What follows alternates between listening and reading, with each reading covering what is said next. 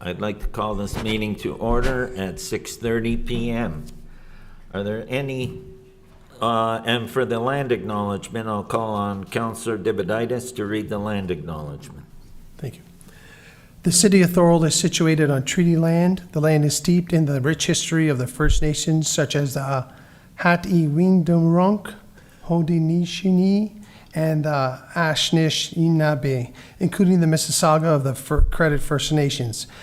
There are many First Nations, Métis, and Inuit people from across Turtle Island that live and work in Niagara today. The city of Thorold stands with Indigenous people, past and present, in promoting the wise stewardship of the lands in which we live. Thank you, Councillor. Are there any declarations of interest? Seeing none, are there any changes to the order of the agenda?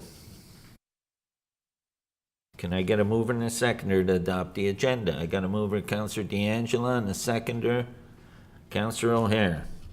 All those in favor? Opposed? That is carried.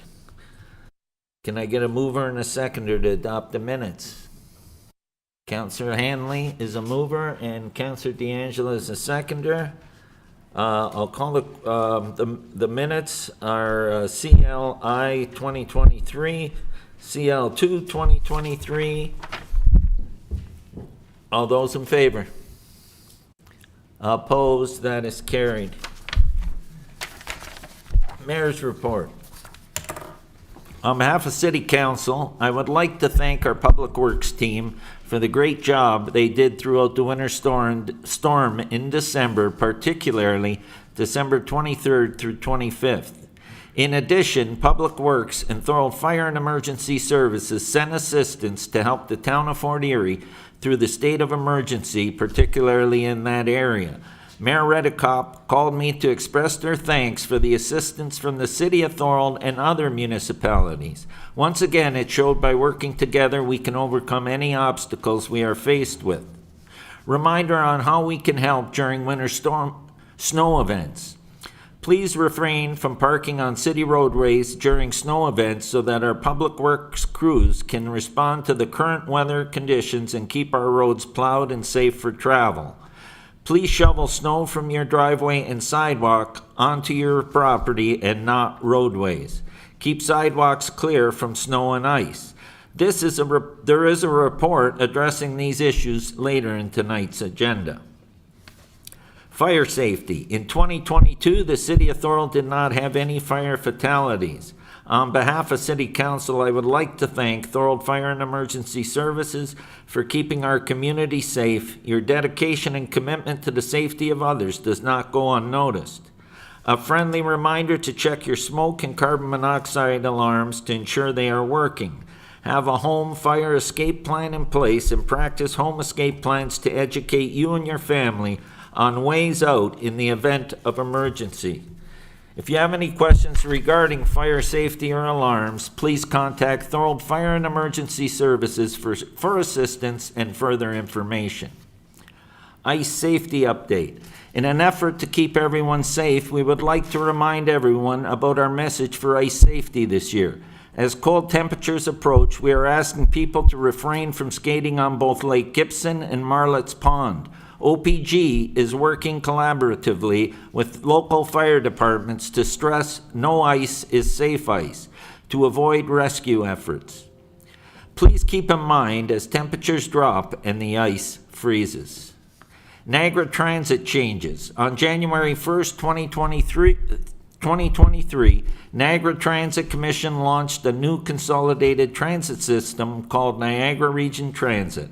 Riders will not experience any changes to bus routes, schedules, on-demand, or specialized transit services. They might see a change in fare prices and technology helping align transit fees and services across Niagara. For more information, visit niagararegiontransit.ca. Crime Stoppers flag raising. On Friday, January 13th, the Crime Stoppers flag was raised at City Hall. Joining me were Councillor D'Angela, Regional Councillor Whalen, CAO Manoj Dalwaria, City staff, and the Crime Stoppers of Niagara team, including board member Mark Stevens. January is Crime Stoppers Month. working towards improving the safety and security of all residents. This year, Crime Stoppers is working toward being a key organizer for reporting elder abuse and delivering awareness with agencies that work with older adults in the Niagara region. Through this unique partnership of police, media, and community, we can all help to maintain and improve the quality of life in the Niagara region. Skilled Trades Promotion Night. Niagara Catholic District School Board is hosting an informative Skilled Trades Promotion Night in partnership with the Ontario Youth Apprenticeship Program and Specialist High Skills Majors Program.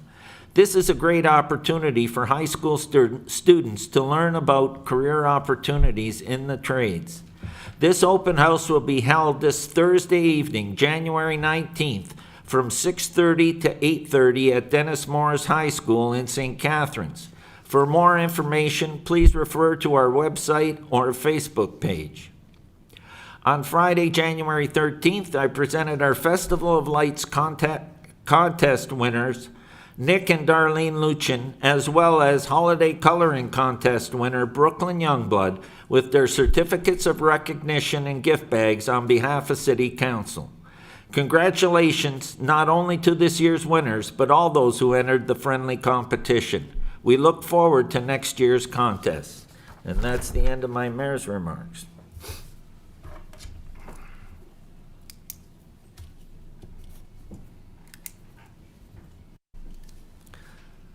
Okay, items for consent. There's items 11.1 through items 11.10. Are there any councillors that want to pull any of these items? Go ahead, Councillor D'Angelo. Thank you, Mr. Mayor. I'd like to lift the accounts payable listing, which is DF-C 2023. Yep, I've got that one. Are there any others? Go ahead, Councillor Longo. Thank you, Mr. Mayor. I'd like to pull 11.3, please. 11.3. Are there any others? Go ahead, Councillor DeRose. Through you, Mr. Mayor, I'd like to pull 11.4. Okay. And I do have a question for 11.1, so should we pull that too, or I can always ask staff that later. It's whatever's easier. But no, we can do that. Okay. Thank you. Okay. I need a mover and a seconder to move items 11.5 through 11.10. Can I get a mover and a seconder? I got Councillor O'Hare and a seconder, Councillor Dibiditis. All those in favor? Opposed? That is carried. Okay, 11.1, DF1 2023, interim tax levy. Go ahead with your question, Councillor DeRose. Yeah, through you to the CFO, Mr. Mayor. I just wanted to ask Maria if we know what the number is yet for our, what we're working at before we start budget deliberations. Can you that be shared, or is it still too early? I'm sorry, I'm not sure I understand the question. Just what the levy's at right now, before council meets to discuss anything? Through you, Mr. Mayor, the interim tax levy is legislated at 50% of the previous year's tax levy. I can tell you that you will be receiving your budget packages by Friday, so you will know what the proposed budget is. Okay, thank you. Okay, 11.2, DFC1 2023 accounts payable. Go ahead, Councillor Dean. Okay, wait, we'll do 11.1 first. We'll use the same two councillors as from 11.5 to 11.10. Councillor O'Hare and Councillor Dibiditis. All those in favor? Opposed? That's carried. So now we'll go to 11.2. Go ahead, Councillor D'Angelo. Thank you, Mr. Mayor. First of all, I wanted to declare a conflict of interest on one of the items, JBM Office Systems. I have a brother that works for that organization, so I just wanted to let you know that there's a conflict there for a check that that organization has received. And then I have some questions regarding some of the checks that were written, and just looking for some clarity on some items. Through you, Mr. Mayor, there's been a lot of checks written to Niagara Regional Broadband. I'm assuming or understanding that that should be our internet. I see them in different locations. If I could get clarity on that, is that what the Niagara broadband is? The internet cost? I'll leave Through you, this. Mr. Mayor, that's correct, and you'll see it in different locations because they service different locations for our internet. Okay. At some point in time, if I could ask staff just to have a listing of all the locations in our city that has internet, because I know some people at some parks were mentioning that there's no internet there, and I couldn't answer the question for them. So if, all I need is a listing of what is active in terms of which parks have that, or which any city facilities or properties that have that. There's no rush on it. At your earliest convenience, that staff could put that together. Okay. That'd be appreciated.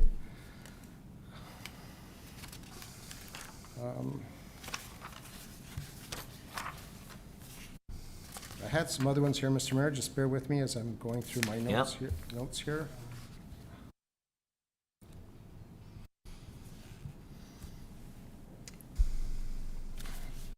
There's the payment to the Niagara Regional Health System.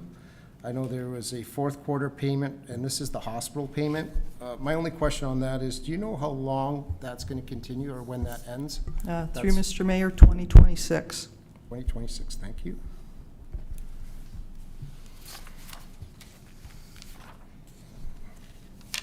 Okay, the next item I have a few questions on, again, being new on council.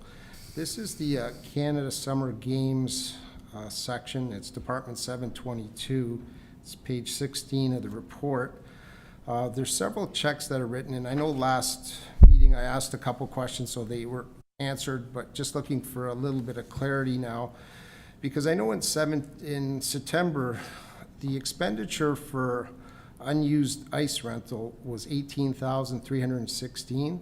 October was now $20,759, and now November's $25,000, almost $26,000. And it was great to hear that our budget books are coming out on Friday. A question through you, Mr. Mayor, to staff is, are these items actually budgeted for in our budget, these unallocated ice rentals? I'll ask our Director of Fund. Through you, Mr. Mayor, I can tell you that with November, there is a credit coming because staff did review the accounts, and I believe it's about an $11,000 credit that is coming. In terms of is it budgeted, it was, but not to the extent that we're seeing. So we have, for the 2023 budget, we have made provisions, but it's a little difficult to peg that number because this is sort of the startup year. Okay, thank you for that answer, because with the credit, it puts us at about $54,000 that we've paid for unallocated ice time. My question to that, and I don't know if we have an answer here, who's responsible for marketing that facility so that the ice time that we're paying for that's not being used is actually rented out? Is it the City of Thorold's responsibility, or is that the Canada Summer Games Walker facility that's responsible for that? Through you, Mr. Mayor, that's an item that's been being discussed right now with the consortium partners. It's certainly if in terms of marketing, it is the independent operator that would be responsible for it. What we're reviewing right now is the procedure when the unsold hours actually get sold. You know, do they go back to the individual consortium partner, or do they get allocated to the general revenues and then allocated one-third, one-third, one-third? So that's something that is presently under review. But in terms of responsibility, it is the independent operator that's responsible for marketing those. Certainly, if we can market it, certainly helps on the upfront because the hours would not be unsold. Okay. Just to follow up on that, you may or may not have this answer, but so if someone were to rent the ice, would they say, I'm renting it, I'm renting Thorold's portion of the ice, or I'm renting St. Catharines, or I'm renting Brock's ice? Like if something goes there, who gets that allocation, and like, would you know, or how that's going to be divvied up? Unfortunately, no, and Mr. Holman, who might be able to provide some information, isn't here. Okay, all right, that's,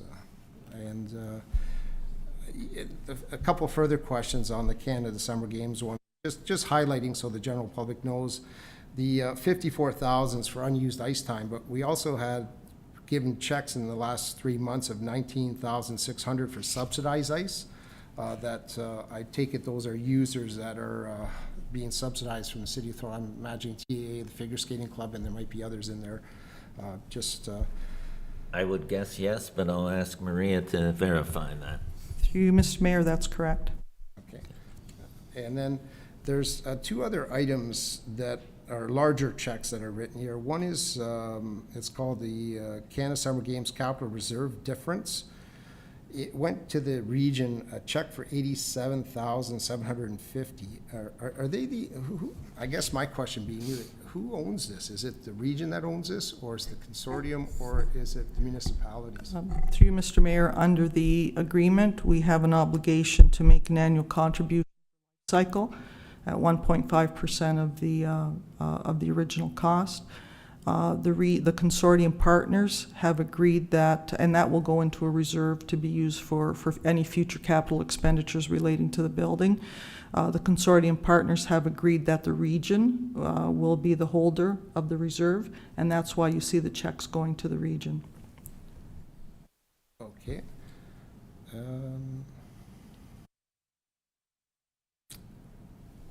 So again, I don't want to get too technical here. I think there's a motion coming up later, but my concern is if we give this money to the region and it's earning investment income, do we get credited for that, or is that something the region? Because I know the region, they tend to throw everything into one reserve and then use the income from that to fund other activities in the region. I don't know if you can answer that, Mr. Mayor? Through you, I can answer that. Oh, Through you, Mr. Mayor, no, it will be a separate reserve. Interest will accrue, and they will have to report on a regular basis, and we will get a quarter of whatever balance is in the reserve to reflect in our financial statements. Okay, excellent. So then that means we're part owner, so our ownership percentage of that would be reflected on our financial statements? Through you, Mr. Mayor, absolutely. Both the operation, be it a loss or a profit, we will have to reflect that. Along with any assets, we will have to reflect that in our financial statements.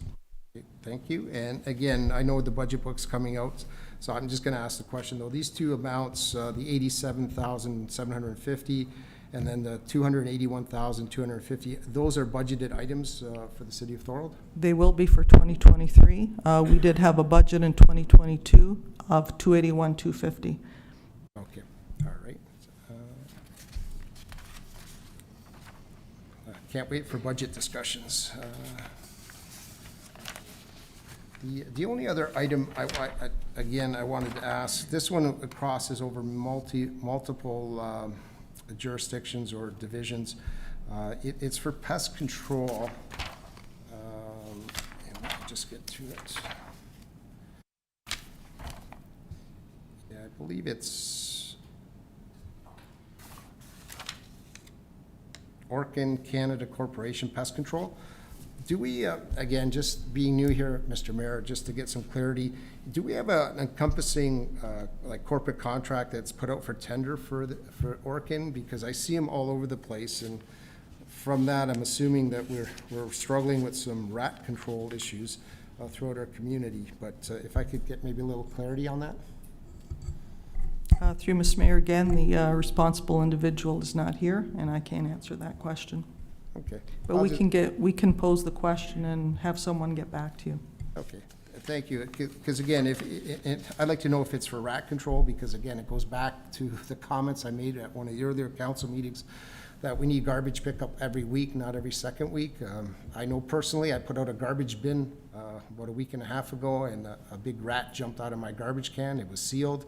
It was outside.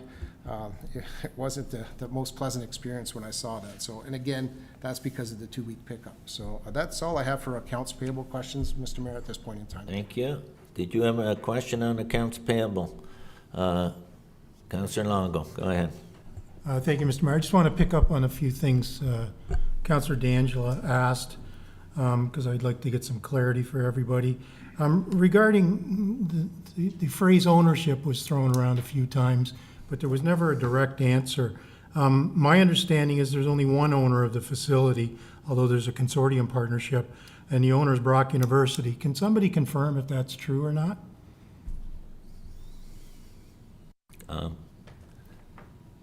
Go ahead, Maria, do you want to answer, or Manoj? Well, my understanding is that we have a consortium agreement, and we're consortium partners. In terms of the legalities of who's the actual owner, I'm sorry, I'm not going to go there. Okay, no, and I don't want to put you in a position, but I'll just say that there's a tenancy agreement, and we are a tenant, and the landlord is Brock University. So I think people need to understand that there is no ownership for Thorold. And I'll go to the capital reserve contribution. You had mentioned Director of Finance, we budgeted $280,250, but there's a reserve difference of $87,750. Can you explain why there's a difference and where that money is coming from if it wasn't budgeted? Through Mr. Mayor, there, as you're aware, the actual cost of the facility was in excess of what we had anticipated under the pro forma. We did agree that we would pay the $87,750 sort of under protest at this point, pending a review of the costs that have been included, because we feel that not all of the costs necessarily are for items that will have to be replaced. So we have asked the consortium partners that a fulsome review of those initial costs be undertaken in 2023. Great, thank you for that answer. So I can, I guess, assume that things you're talking about were things like the $5 million in soil stabilization, so that shouldn't have an effect on the long-term operation or replacement of the building. So that's the sort of thing that you're trying to have offset in Thorold's benefit? Through you, Mr. Mayor, that's correct. Okay, that's great. Do we know, are all the, like we're paying these unused ice time, so basically it's money for nothing, unfortunately, but it's what we've agreed to. Are the other consortium partners paying the same thing in roughly the same amount? Through you, Mr. Mayor, the other consortium partners are responsible for any unused ice time. I believe that Thorold's percentage, when a couple of invoices, our percentage of unsold ice is higher than what I've seen for St. Catharines and Brock. Okay. Yes, thank you very much. I know Councillor DeRose is bringing up a motion later, so I've got a few other questions I can ask at that time, but thank you for trying to answer the questions. Thank you. Is there any further questions regarding that report? Go ahead, Councillor DeRose. Yeah, through you, Mr. Mayor, to Maria. Maria, is the capital, the contribution, the difference, reserve difference, is that just a one-time bill for this year? Like a yearly bill? Through you, Mr. Mayor, what will happen is once we peg that number in terms of what it should be on an annual basis, what initial costs, similar to what Councillor Longo alluded to, maybe there's things that have been included in that initial cost that are not necessarily things that we need to provide for replacement or renewal of. Once that number is established, then there is inflation on the contribution every year. So no, it's not a one-time item. It may be different than the $87,750, but it will not be a one-time item. It will be ongoing. Do you mean monthly? No, annually. Pardon? Oh, Annually. Okay, sorry, I misconstrued what you said. Okay. And I'm just a little concerned, Mr. Mayor, is how, I know taxpayers expect service levels and pay for service, but to pay for not receiving the service, to me, is ludicrous. And I just don't understand that at all. I know you can't explain it to me, but I don't know why we would negotiate for that. That is, to me, that is ridiculous. I'm sorry. And I just had another question. Someone might want to get back to check 172 there, 722, but bless you. Urge to purge is on listed quite frequently, and I'm sure it's to do with bylaw. Are we getting reimbursed for this? And are we getting all that money reimbursed from the property owners? Go ahead. Through you, Mr. Mayor, I can answer that question. The answer is, for the most part, yes. The charges that you see there are for cleanups to properties that bylaw had to initiate. Those property owners are invoiced immediately after the city receives the invoice from the contractor. And if they go unpaid, then they get added to the tax roll. Okay, and Jason, is there an administrative fee for this? Because obviously it's taken up a lot of staff time. Through Mr. Mayor, there is an administrative fee added on, but I wouldn't be able to tell you what it is off the top of my head. No, just as long as they're not getting away with that, I appreciate it. Thank you, Jason. Thank you. Go ahead, Councillor Hanlon. Thank you. Just to follow up the Councillor DeRosa's thing through you to Jason, is there some cost though to us for doing the surge to purge? We don't, it's not revenue neutral, so it's not never revenue neutral, right? Would we correct? We're losing money. Through you, Mr. Mayor, to the councillor, I'm not sure I understand the question 100%. The costs that the city incurs are recovered 100%, other than potentially staff time spent dealing with the matter. But the costs that we deal with, that we have to pay out to the contractor, are 100% recoverable. Okay. Is that, can I ask this to you, Mr. Mayor? Is that something we can maybe look at so that, or through you, Mr. Mayor, to Jason, would that be something that would interest you, that we review that so that we can get 100% cost recovery, so that when we're out there in our, because, you come to us in regards to parking and whatnot, and we try to associate revenue with how much for expenditure. Would that be something that a council like me would need to, or you would like to see a motion come forward so that we may get it so that it's revenue neutral? Through you, Mr. Mayor, it's definitely something that we could review, and I'd be happy to review that and provide recommendations. I'm just thinking, if I can, Mr. Mayor, through you, not now, but if we could, if I could put that down as an item that could be discussed during the budget in regards to, and I know Jason's got his plate full, whatever, but how much possible revenue there could be for the city if we did look at that. Duly noted, Councillor Hanlon. Okay, thank you very much. That's all I have to ask. Any further questions? Go ahead, Councillor. Thank you, Mr. Mayor. It's more of a couple of staff directions stemming from the questions regarding the Canada Summer Games. I know we have this unallocated ice time. Is there any way that we can just direct staff to look into, can we distribute this ice time to somebody before we pay for it and nobody uses it? Do we have enough time to do that? Can we look at offering a different rate to recover some of the costs? We need to stop the bleeding here. It's getting worse every month. And so I'm not sure which staff, if it's our Director of Operations that should be looking at this. I see our CEO nodding his head. Can we get him to come back with a bit of information? And also, I'd like to see a bit of a review of how sales of ice time are allocated there. Are they being given to Thorold? Are they being given to St. Catharines? Or are they being given to Brock if someone just phones in? How does that affect the allocation of ice time? We have to do something. We can't go on like this, especially if we don't start, well, we're going to budget for these, but we're going to have a 20% budget increase if we keep looking at numbers like this. So if we could get at least some preliminary work done from staff to bring it back to council so we can get a discussion in any pot, like I'm looking for positive ways to reduce the cost of what we're losing. So, or if we're paying for it anyways, how can the Thorold residents benefit from it, either free usage or stick and puck or whatever's available, so at least they're benefiting from what they're paying. That's the two items I'm looking at from a staff perspective. Thank you, Mr. Mayor. Thank you. You'll take that as direction. Okay. So we have the same mover and seconder on all these. All those in favor on DFC 1 2023? Opposed? That's carried. Did you want to, oh, sorry, Councillor Decker, did you want to speak to that, or is that you just voting on that? No, I'm just voting. Thank you. Okay. 11-3, 2 South Main Street, rezoning bylaws. Go ahead. It was Councillor Longo. Did you bring this forward? Yes, thank you, Mr. Mayor.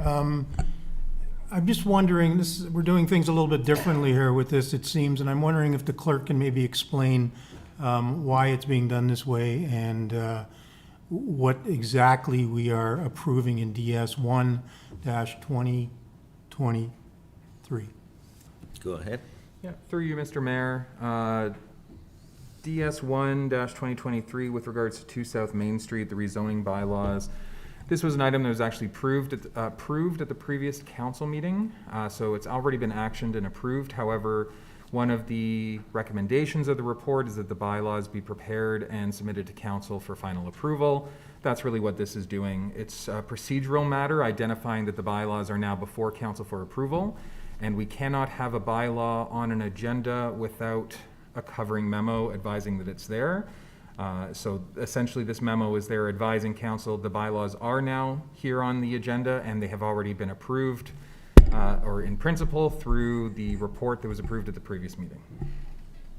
So thank you for that. So basically it's housekeeping, and by approving DS 1-2023, we're not, we're just acknowledging there's a bylaw later. We're not agreeing to that bylaw at this point.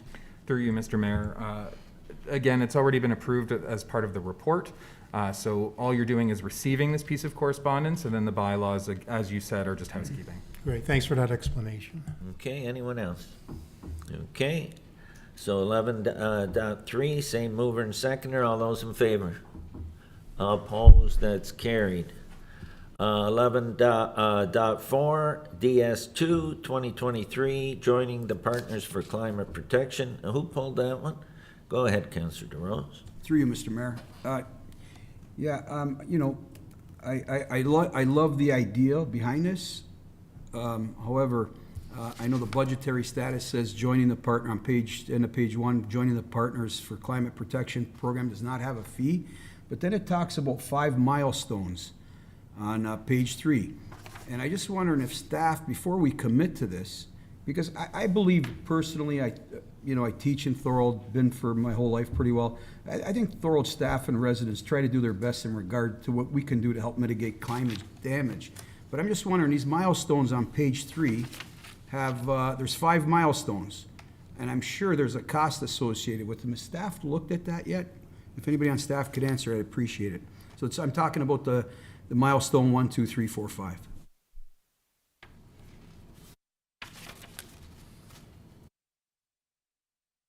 Who's going? Jason? Go ahead, Jason. Thank you, Mr. Mayor. I'd actually like to refer the question to Megan Burbeck, our senior. Hi, so through the chair, for the milestones, so as the councillor pointed out, joining the Partners for Climate Protection has no cost, and it offers us different tools to help us tackle all of these 5 milestones. So the really only fee that's involved would be staff time. The creation of a baseline emissions inventory would actually help us fulfill a requirement that we are mandated to do, which is an energy consumption and demand management plan. That's required to be done by the province every 5 years. So I believe it's either this year or next year that the city would have to do an energy conservation demand management plan and send that plan, which would be a 5-year plan, to the province. For that plan, we do report annually. These reports are done, I believe, through Public Works /Finance. So the reports are done, they usually look at the energy that's used, but they also leave an opportunity and encourage us to look at the greenhouse gas emissions that are being done through electricity, natural gas, propane, or any sort of energy sources that we use in the city. So that first milestone there on page 3 is the creation of a baseline emissions inventory, which kind of goes hand in hand with that energy consumption demand management plan that is a provincial requirement to be done. And then the next milestone is to set emissions reduction targets. So in the tools that we would be receiving from the PCP program, it would give us, we would be inputting the emissions into their software, and from there it would help us kind of identify what reductions would be able to be done, and that's a pretty simple milestone in terms of we would just set an emissions target from that would be realistic from the emissions, and then we would bring that to council for council to discuss. So milestone 2 would be staff time plus council's endorsement that would help us meet that milestone 2. Milestone 3 would take those emissions, the reduction targets, and actually come up with action items through a plan to get that reduction done. Again, that would be staff time with all the free resources that is offered by the PCP program. Those action items would also go hand in hand with that energy consumption demand management plan, because in that plan, we're required to have a plan of how we're going to manage our energy. So by reducing our energy, we would also, in theory, be reducing our greenhouse gases. It's a thought that when you put the 2 and 2 together. Milestone 4 would be implementing the plan, which would be then could involve different aspects of the municipality, from staff time to staff resources and fees. But those implementing those action items would be, again, kind of going hand in hand with that energy consumption demand management plan, and then monitoring every year and reporting back to the PCP program. So we actually get a substantial amount of free resources that would help us, in theory, be able to do an in-house energy consumption demand management plan. Many municipalities put that plan out to consultants to work on. I myself have worked on that and climate change action plan, so I have that background in doing that for West Lincoln in particular. We're still working to get our staff resources working as effectively as possible, but I know many municipalities can use things like students, either high school students, co-op students, of different resources. So from my opinion, it wouldn't be adding a substantial amount of time to get this done, because we do need to get that energy consumption demand management plan done, and would, in theory, help us save money by not having a consultant do that plan and doing it in-house with the free resources. Go ahead, Councillor. Thank you, Megan. Thanks for the detailed explanation, but I just wanted some numbers. I want to know how much this is going to cost us, because I need actual figures before I'm going to support something. And you said you've done it before. I know you're saying in kind. That costs taxpayers money, right? So I need some actual figures, and I don't see any. So I can't support this at this time without actual numbers. I know it's in kind, but they're numbers. They're taking away staff that are very busy right now, but I appreciate your answer. Thank you, Councillor Hanley. Mr. Mayor, I'd like to defer it, just on the simple fact that I'd put a motion forward previous in regards to an organization review and the possibility of enhancement of more staff members, and to me, it's a great explanation as to why, but at the bottom line, it sounds as if there may be a position that needs to be hired, and I'm asking that defer it, and it be discussed during the budget deliberation, because there's obviously going to be a cost associated with it. And seeing what we discussed earlier tonight, in light of that, we have a lot of things on the table this year. So you're defer deferring it. We don't need we're not gonna have a discussion on it, a deferral motion. Do I have a seconder? Counselor Longos. Okay, there's no debate on the deferral motion. We have, So I just want to confirm, Mr. Mayor, the timeline for this is a deferral to deal with after budget, or are you referring it to budget deliberations? Referring it to budget deliberations. Thank you. okay. All those in favor? Opposed? That is carried. Okay. Items for consideration. FES 1 2023 capital expenditure for bunker gear. I need a mover and a seconder for that. Can I get a mover? Councillor Senton, seconder, Councillor DeRose, and turn this over to our fire chief. Go ahead, Chief Dixon.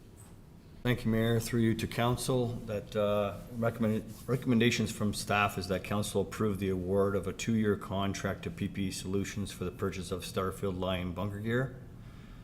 And 2, that pre-budgeted amount of $30,000 from the 2023 capital for the purchase of new bunker gear be approved. And 3, that the remaining balance be funded from the encumbrance reserve be approved. Any questions? Go ahead, Councillor Hanlon. Thank you, Mr. Mayor. Through you to the chief. Chief, I know at one time we used to take the old bunker gear and they would donate it to groups that would send it to Colombia or Central America. We involved in any of that? I know we had done some items in the past. Through you, Mayor, Or can we Councilor do that? Hanley. We have been in the past. Pelham did one about two and a half years ago. But the last 2 years, what we have done is sold the used bunker gear on Gov Deals to like northern Ontario places, and that was the conversation around the regional chiefs table. Was there's Ontario folks that could use that gear as well, so we went that route for the last two episodes of bunker gear. So Okay, great to hear. Thanks. At least we're getting some revenue out of it and it's going to good cause. Okay, anyone else? Seeing none, I got a mover and a seconder, correct? Yeah, all those in favor? Opposed, that is carried. Okay, up next, PWCS 3 2023 Winter Control Policy. Presentation will proceed to consideration of this item. I'll call on Steve Santo, Manager of Public Works, for a presentation respecting winter control policy. Go ahead, Steve. Okay, thank you. Through you, Mr. Mayor. We're just going to review the minimum maintenance standards, the hours of work, general overview of winter control, and we've added a few new roads and sidewalks. The winter maintenance policy plan objective is to define the level of service to be maintained and procedures to be followed. Also, to reduce the hazards resulting from winter snow and ice in order to maintain the city's roadways and sidewalks in safe condition. We can go next one. Minimum maintenance standards are provincial guidelines that sets timeframes for actions per class of road to minimize liability on traffic and road incidents. The City of Thorold's level of service meets and often exceeds the minimum maintenance standards. The minimum maintenance standards section regarding snow removal is provided in the winter control binder. You can see this is a chart identifying the response times. So the City of Thorold maintains class 3, 4, 5, and 6 roadways, 6 being more parking lots and alleyways. Like a class 3 road would be Pine Street. Once snow has accumulated to or up to 8 centimeters, the city has 12 hours to begin snow removal. A significant weather event. Significant weather events include blizzards, blowing snow, extreme cold, flash freeze, freezing drizzle, freezing rain, snowfall, snow squall, and a winter storm. And this list was based on the Government of Canada's defined weather types. Now, in the past, we haven't declared significant weather events, but we will be moving forward.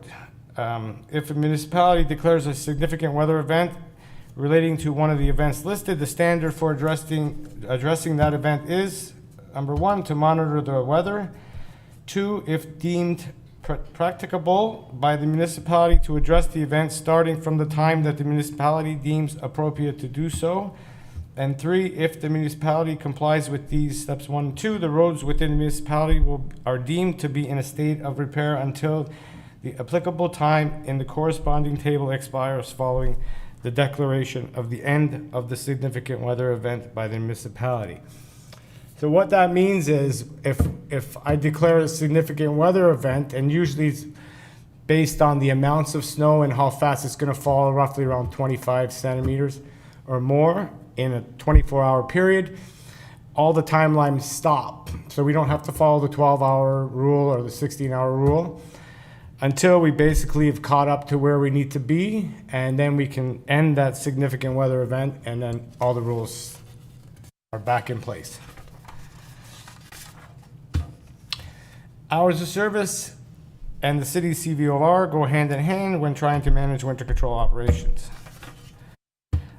When managing snow removal, staff, various rules from different parties come into play. So these are some of the problems. So we have the Ministry of Labor agreement with CUPE, which allows us to work a maximum of 60 hours per week.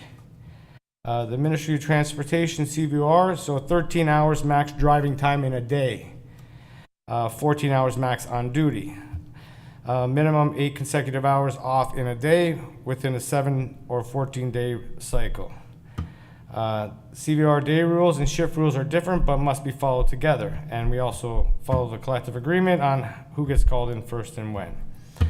Daily logs are kept to ensure compliance with the ministry regulations. These are some of the preparations that we do for winter control. So around November, we put up snow fence in all the drifting areas. Culvert and road markers are placed as needed. Pavement inspections are done, and this is mostly done in the newer subdivisions. Salt and sand is stockpiled roughly around October. Equipment maintenance begins in October and is prepped for the start of winter control, which is normally November 1st. We do driver and wind controller training. We do that every year. And then, of course, there's public awareness by the bylaws.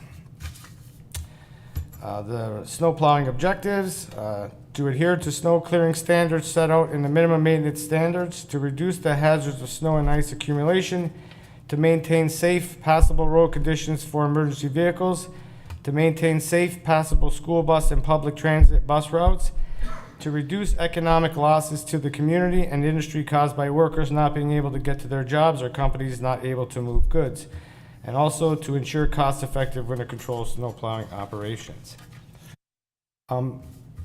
Class 3 roads, our goal condition is bare pavement. Class 4, center bare pavement. Class 5 is snowpack services. These identify our winter control routes. So the downtown is a salt road. Not all roads are salt, but the downtown is everything east of Collier Road. Then you have the Confeds, north, south, west, and center. East of the canal, east of the 406, west of the 406, and of course, down in the hollow is a very important route. Sidewalk and multi-use path plowing. The city plows multiple sidewalks and multi-use paths in various locations across the city. The list of sidewalk and multi-use path plow routes are located within the winter control binder. Residents are required to clear snow on sidewalks fronting their property and also abutting their property that have a boulevard between the road and sidewalk. Excuse me. These maps just identify a couple of additions to the sidewalk routes. So you see on the bottom there, that's the DQ trail, then another addition to the multi-use trail off of St. David's. There's some new paths that were put in the Battle of Beaver Dams, and then a new sidewalk on Linden Street. Also, last year we added the Seaway Trail to our winter control. So we do maintain the Seaway Trail now. In Port Robinson and Merritt Meadows, there's a few new sidewalks that have been identified. So none of these actually front properties, so we have to maintain them. New subdivisions. As soon as there are residents living in any house, the city starts winter control. Subdivisions under construction will be plowed as long as a loader or truck can fit down the street without obstruction. Only streets that have residents will be plowed. Streets under construction and no residents will fall under the developer's responsibility. So some of these maps identify, like over the last few years, there's been more, a little bit each year. These are the current new ones that have been identified. So we have the West Community. There's some new subdivisions that we are plowing now, DQ, Artisan Ridge. And then on the right, we have Rolling Meadows.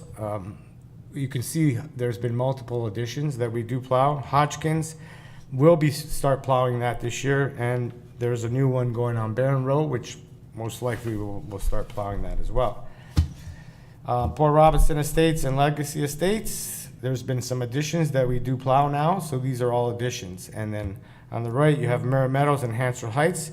They're almost 100% complete, but we do plow everything in those new subdivisions. I'm just bringing up those maps just to identify the increased subdivisions that we do plow, just to identify everybody what we're doing. This is the second part of the report. I'm going to read it. Hopefully my glasses, I can read this. But there's two parts. So these are the proposed winter parking and sidewalk clearing parking bans we would like to put in place.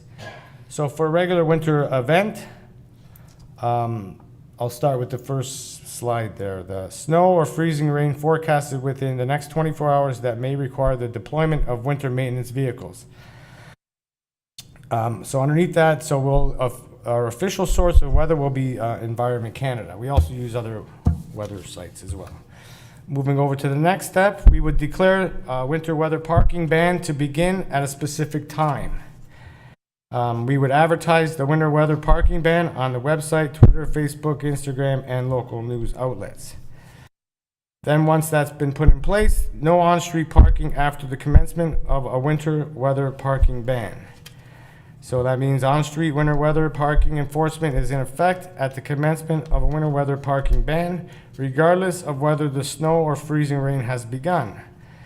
Parking on the apron is permitted until winter weather parking ban has been lifted. Once we declare the winter weather parking ban is over, once all the streets have been maintained, all the actual maintenance is complete, then we'd advertise that the winter weather parking ban has been lifted and everything goes back to normal. Now, for a significant weather event, it's a little bit different. We would declare a significant weather event when there is a significant amount of snow or freezing rain forecasted within the next 24 hours. And once again, the official source of weather would be Environment Canada. The next step would be declare the significant weather event to begin at a specific time. We'd advertise the significant weather event and winter weather parking ban on the website, Twitter, Facebook, Instagram, news. After that happens, the sidewalks will be declared closed at the commencement of the significant weather event. Enforcement of the sidewalk clearing will be put on hold. Sidewalks may be utilized for temporary snow storage. I put this into place because last year you noticed that we had multiple storms back to back and the roads were getting too narrow. This would be a temporary solution until we can catch up and start maintaining the roads again. Parking permitted over the sidewalk until a significant weather event is lifted. Then we would declare the significant weather event over once all winter maintenance is complete. We would advertise the significant weather event lifted on the website, Twitter, Facebook, Instagram, and local news. Enforcement of the parking over the sidewalk commences 24 hours after lifting the significant weather event. And enforcement of the sidewalk clearing in effect 24 hours after the significant snow event is declared over. I hope everybody could follow me on that. Parking on the road dangerously narrows the road. Some instances prevents the plow from going through, creates unnecessary furrows when vehicles leave. And I'm just gonna end it with this slide here. So this is what it looks like after we plow when parked cars are on the road. That would end my presentation at this time. Thank you, Steve. The floor for questions. Go ahead, Councillor DeAngelo. Thank you, Mr. Mayor. First of all, I want to congratulate the Public Works and the Winter Control Program. I rarely get a complaint when it comes to snow plowing. You guys do a fabulous job. You're out there all the time and making sure our roads are nice and clear. So congratulations. Thank you very much. I do have one question regarding sidewalk plow routes. I see a road on here that should be on here. Is it now, Mr. Mayor, that I would add that road onto your winter control? Which road is that? It is Collier Road. The sidewalk on the western side of the sidewalk, which would run from Nottingham to Richmond, and then also from Nottingham to the school. It's a school route, and the sidewalk isn't plowed by the city at this point in time, in terms of sidewalk plowing. Not road, I'm talking sidewalk.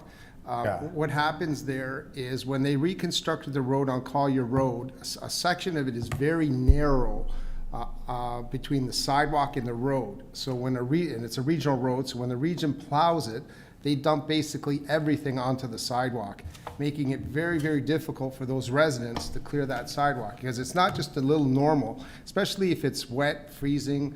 And some people have mentioned to me they come home from work and it's like rock hard by the time they need to clear it, making it very difficult. So is that something we can add to the routes? Because I know we do some work on Richmond Street, Romey to the school, the Richmond Street School, that sidewalk there. So we have the little plow going out doing the sidewalk in that area. Can we add Collier Road from, again, Richmond Street to Nottingham and then Nottingham to the school, specifically on the western side? The eastern side isn't as bad because there is a huge island between the sidewalk and the road. So when the regional plow comes by, that snow does not get dumped onto the sidewalk. You're nodding your head, so I think you understand what I'm saying. Is that something that you can look at adjusting for the winter control? So the bylaw requires the homeowners to clean the sidewalk. So they will do that. Most of them do it. And then, of course, yes, if the snow is deposited back onto the sidewalks by the snowplow, yes, it's something we can look at clearing. So we'll just keep our eye on it. I can add it to the list. We will keep it on the radar, and we will put it on as part of our route. And if snow has been redeposited back on the sidewalk, it actually is our responsibility to clear it off again. So that's not a problem. I can add that to the list. So you're going to look at that, correct, Steve? Yeah, 100%, yes. Okay. Well, Mr. Mayor, I just don't want it looked at. I actually wanted, because that is a school route for those going to Monsignor Clancy. I think they changed the name of the school. Carmen could correct me if it's Our Lady of the Holy Rosary. Our Lady of the Holy Rosary. So there's quite an extensive amount of children that walk along that part of the road. So I would rather do it than not do it, only because, again, the narrowed boulevard doesn't really allow for snow to go there. It definitely will go onto the sidewalk. And the regional plows, when they come through Collier Road, they plow it at a higher standard, so they're more often. So when the city's out there doing the other little sections around there, you might as well just get it done, and that way it's a lot safer for the children. That's what I'm concerned about. If it could be added right now, that would be great. Thank you. Sure, not a problem. I'll take care of it. Thank you. Go ahead, Councillor Sentence. Yeah, thank you, Mr. Mayor. Through you, great presentation. I love the new ideas. We got to try something, getting those cars off the road. To piggyback on what Councillor DeAngelo was saying, have we looked at, or are we looking at possibly putting another sidewalk machine in play? I know they're expensive. I know they need to be staffed, but have we ever looked at the idea of, even over the next few years of our term, putting another sidewalk clearer in play? Yes, we have looked into it. You're correct that we need the staff to operate it at this time. So it might be something down the road. Councillor Hanley and then Councillor DeRosa. Thank you, Mr. Mayor. Through you. I know you, Steve, I know the results you have, like with the plow coming down the road and there's cars parked there and that. we have an issue with bylaw enforcement. At one time, I believe the city commissioned workers, the plow drivers, or a foreman that had the authority to give out tickets for interfering with snow removal. Is that something that we can do through Mr. Mayor to Jason or through Steve?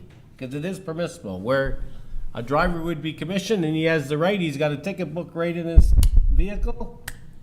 And he does it because what happens is you hit the people on Rose Avenue, wherever that picture was, McDonald Avenue, but then everybody on Carlton Street or Wellington Street, and then they come and say it's not a consistent thing. But if the plow drivers, we know it's inconvenient, but with today's technology, all it is a photograph of the license plate. It automatically prints a ticket, get out, give it to you. Here you go.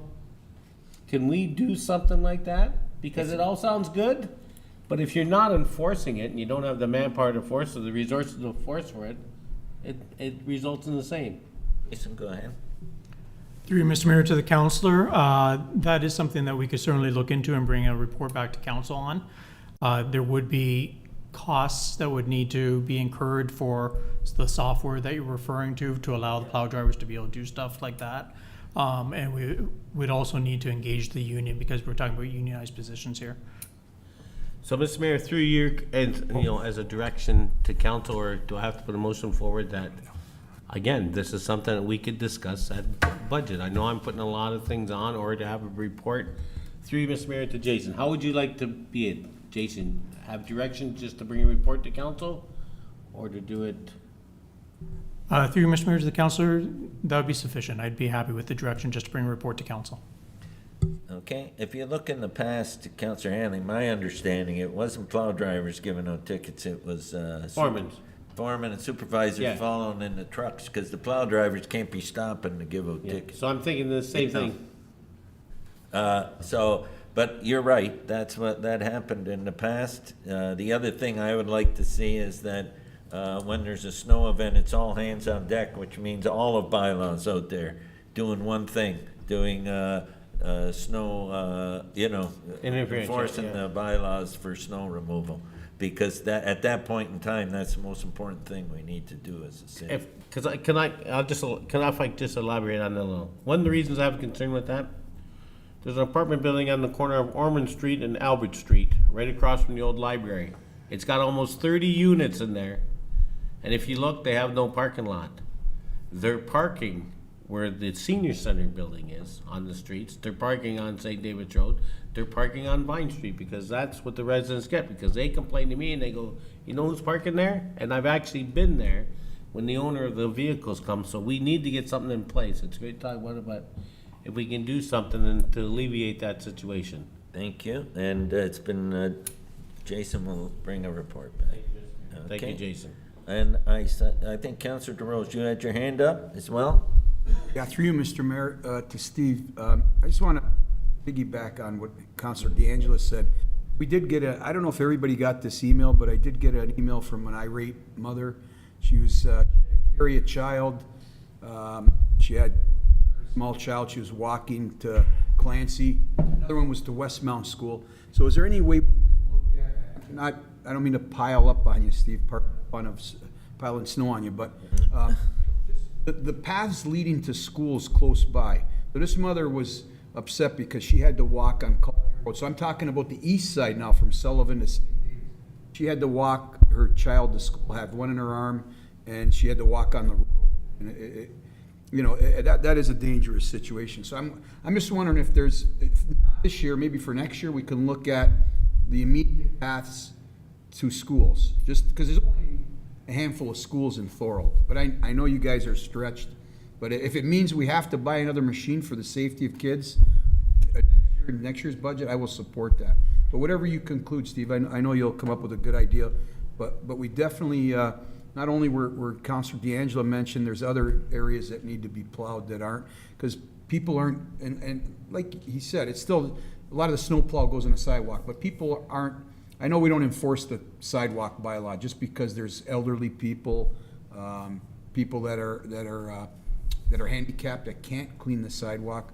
So if we can come up with something in the future, maybe for next year, this year's, a done deal pretty well. hopefully for snow, but, yeah, so I appreciate what Councilor DeAngelo said, and any help, Steve, in that direction next year would be great. Okay, no problem. Thank you. I got Councillor O'Hare, and then I'll go over to Councillor Longo after that. Thank you, Mr. Mayor. Through you, Mr. Mayor. Mr. Santos, I can fully appreciate the challenges that your snowplow operators face when there are cars parked on the street. It must be not only challenging but scary as well at times. So to follow up also on Councillor Handley's request for a report, I would ask that the fines themselves be looked at to make sure that they are sufficient enough to keep those cars off the road. Of course, in an ideal world, education would be everything and everyone would abide by that, but we know that's not the case. So it should be significant enough so that it does play a role, is effective for keeping cars out of the way of the snowplows. The second part is a question I have, Mr. Santos, and I'm wondering about Front Street, the sidewalks there, I assume are plowed. That's one of the plowing areas? No, the Front Street, the store owners have to maintain the sidewalk. Okay, all right. Thank you very much. Thank you. Councillor Longo. Thank you, Mr. Mayor. I'll be quick here. I'll just make a few comments. I agree with the on-street parking. Something needs to be done. I know how hard it is for your drivers. I know we've had even some accidents with our drivers, so really needs to be looked at. I just want to go back to Councillor DeAngelo. I agree with what he's saying, but I think we need to, if we're going to allow this sidewalk to be plowed, it's outside of the scope of our mandate for that machine. We need to make an exception, I think, because it's near a school zone. Because if we don't, the next thing we'll have is people who want their non-street-facing sidewalk to be plowed. So I'm okay with doing it, but I think we need to make sure we state the reason why we're doing it. Okay? And I hope Councillor DeAngelo is okay with that. And finally, I'll just leave it at, I know Councillor DeRose says he'd be happy to support another sidewalk clearing machine. I'd love to see his face when he sees how much it costs. Yeah, you're right. They are expensive. Go ahead, Councillor DeAngelo. You want to comment on that point? Thank you, Mr. Mayor. I'd be willing to put a motion on the floor that for this season that we implement the extension of the Collier Road sidewalk, and further that a report come back to council regarding school zones and what other opportunities and costs are associated with that. So we're moving forward with just this section because it's critical, and then that we're going to do, and because of the critical nature of the school zone, and then we're going to be doing a review of all the school zones to have a report come back, obviously not for this winter, but it'll come back hopefully sometime in the summer before we hit winter control again, and then staff will give us more information at that point in time, and then we can look at if we need additional resources or what the costs or how we're going to implement that. So I'd like to see that fulsome, so I can put a motion on the floor. Yeah, we got that. And Councillor Longo, are you going to second that motion? Okay. Thank you. It's been duly noted by the clerk, so is there any further discussion just on that, not on the home winter control? Just on that, Mr. Mayor, I think it's critical, as Councillor DeRose mentioned, that there's a lot of rental properties that do not clean their sidewalks, especially on those main roads, and I think that's why it's critical around the school zones that we highlight that and come forward with a report. Thank you. Okay. All those in favor? Opposed? That is carried. So that's duly noted, and that'll go along with the winter control report when we vote on it. Is there any further discussions or questions? Go ahead. Sorry, one last question I jotted down here. Mr. Santos, you mentioned we clean the Seaway Trail. That's great to hear. What equipment do we use to do that? Is it our sidewalk machine or trucks? A few years ago, you notice I swapped out the one sidewalk plow for 3 Kubotas. One of them is an RTV with a larger snowblower on it, or a plow attachment with a salter. And so we normally do the trail with that piece of equipment. because it's able to get over the bridge. There is a certain section of the trail we have to go with a smaller piece of equipment because nothing actually fits down there because there's a hydro pole that kind of bends around there, so we can't get anything around it. So that's basically snow blowers.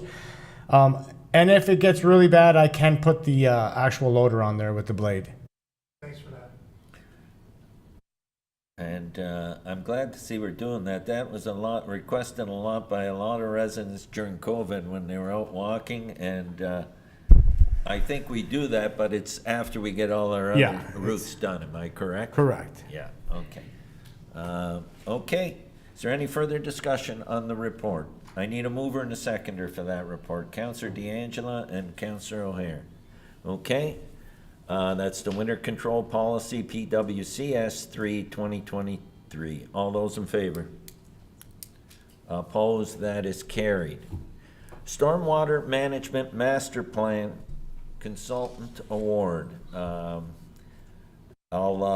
need a mover and a seconder before I turn that over to I've got Councillor Sentence and seconder Councillor Longo. And I'll turn this over to Sean Dunsmore, our Manager of Engineering. Go ahead, Sean.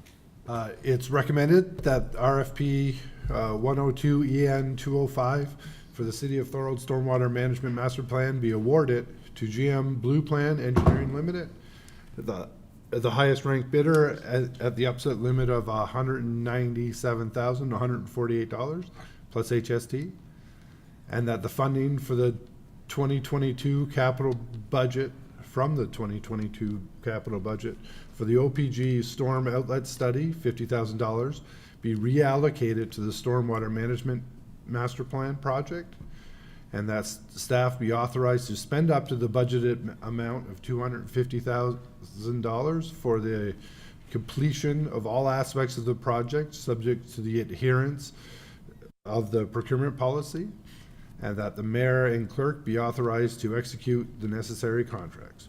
So Thank you. concludes the report. And I open the floor for questions. Go ahead, Councillor O'Hare. Thank you, through you, Mr. Mayor.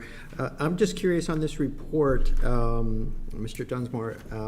I see that there's 3 rankings that are presented to us, and the first receiving a score of 953, the second 842 out of 1,000. Pretty high scores, both of them. I'm just curious, are you able to share what the cost of number 2 WSP's consulting firm bill was? Certainly, I can share it with council. I don't have it with me right here, right now. Go ahead, Manoj.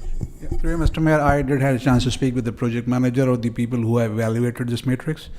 I think GM Blue Plan is cheaper than WSP, for your information. So not only they are better technically, but their cost was lower than WSP. Thank you. Thank you. Any further questions? Seeing none, I got a mover and a seconder, correct? All those in favor? Opposed? That is carried.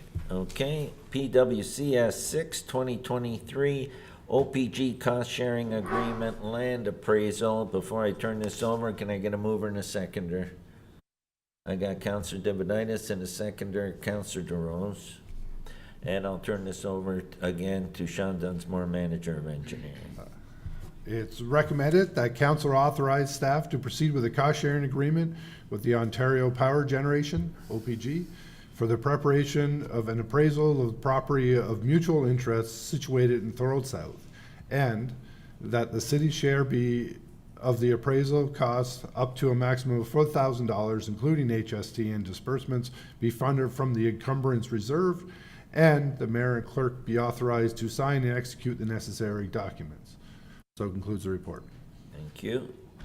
Any discussion? Go ahead, Councillor Sentence. Yeah, thank you, Mr. Mayor, through you to Sean. So I read the report, so this is all just preliminary to get into the finding out how much it's going to cost and everything, not selling it. And my only point that I want to make is there's some areas in here that every piece of green space doesn't need to be sold for housing. And a lot of these spaces in here, people have been taking care of the property because we can never get OPG out there to cut the grass for a very long time. So I just want to be, given the information before we sell anything out here. So thank you. Questions? Seeing none, all those in favor? Opposed, that is carried. CLK-C 5, 2023, Committee of Adjustment Terms of Reference. I need a mover and a seconder before I put it on the floor. Can I, Councillor DeAngela, seconder. Councillor O'Hare. Okay, and now I'll turn that over to our clerk, Matthew Trenum. Thank you, Mr. Mayor, that the correspondence item CLKC 5 2023 be received and the following recommendation be approved. The Committee of Adjustment Terms of Reference be approved. Okay, go ahead, Councillor DeAngelo. Thank you, Mr. Mayor. I have 4 amendments to the terms of reference. I don't know if you want to deal with them individually or as a collective group, but I have 4 of them, so I'm looking for direction. How do you want me to deal with them? And Matthew, how would you like us to do this? Mr. Mayor, I'd suggest it's up to council, depending on the amendment, whether or not they'd like to go through. So perhaps we start one at a time and go from there. So you got a mover and seconder for each. Okay, sounds good to me. Go ahead with the first one, Councillor Dan. Okay, thank you, Mr. Mayor. The first one recommendation I'm going to be bringing forward is on page 4 of 5, under roles and responsibility, you have committee members, and then it talks about electing a chair and a vice chair. What I'd like to add underneath that is that the chair and vice chair shall be selected annually at the first meeting of the new year. It's not really clear in there. A lot of committees select their chair annually. I think that's a good opportunity to do that, so I'd like to add that as an amendment to electing a chair and vice chair. Can I get a seconder for that? You're going to be the mover, seconder is Councillor Longo. Any discussion on that particular amendment? Seeing none, all those in favor?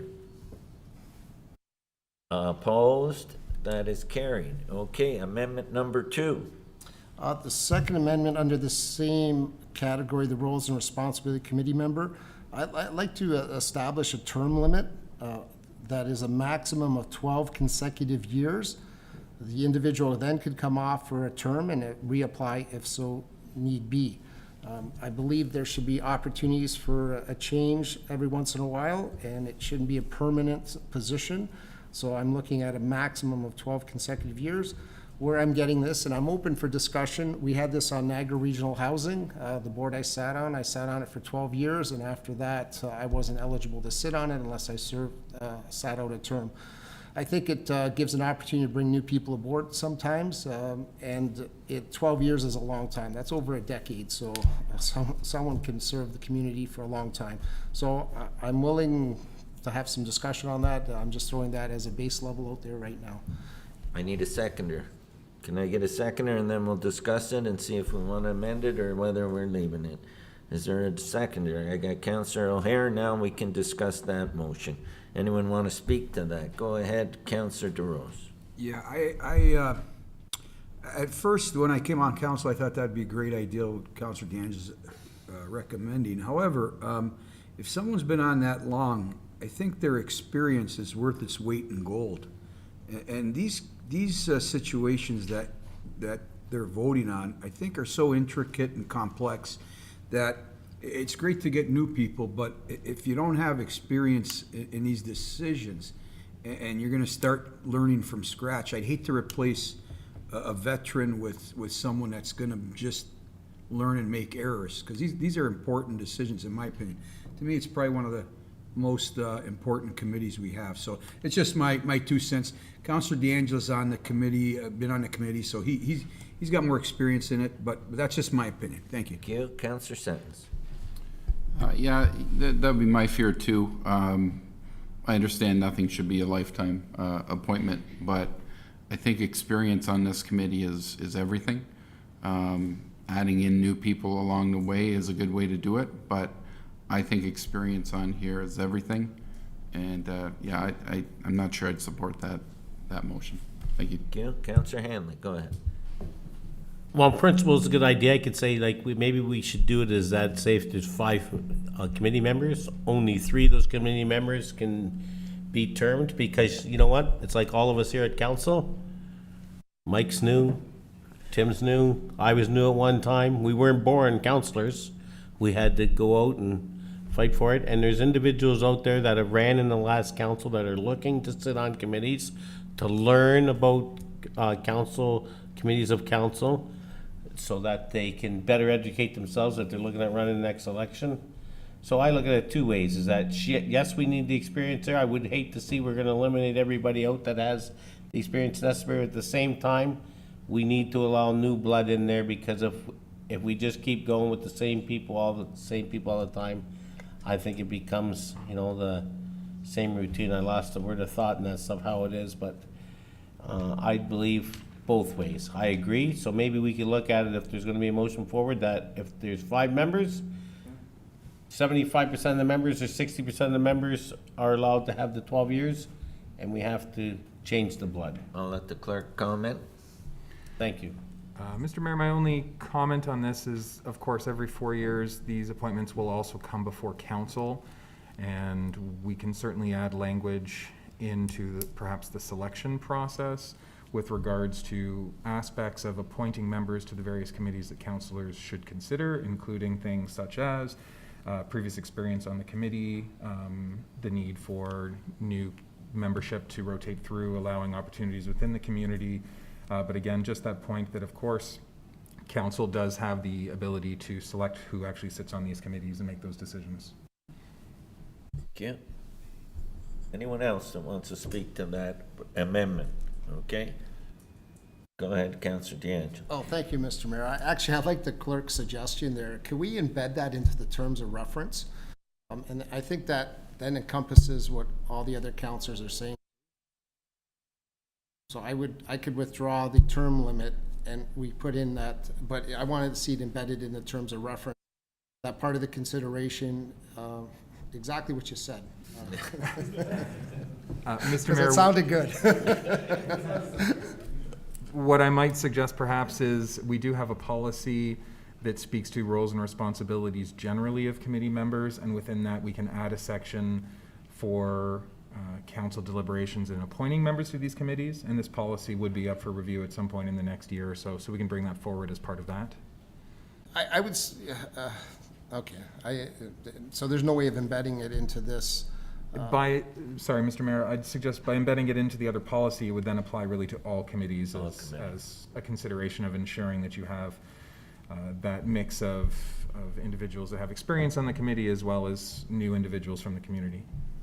Okay, yes, I'm agreeable to that, to embed it, or to put it into the master policy that encompasses all the committees. So it's one of the considerations of council at the selection process. So that amendment's been withdrawn, and Yes. Okay. Okay. Yeah, 'cause Number it's 3. It's captured through the clerk's suggestion. Captured into, yeah.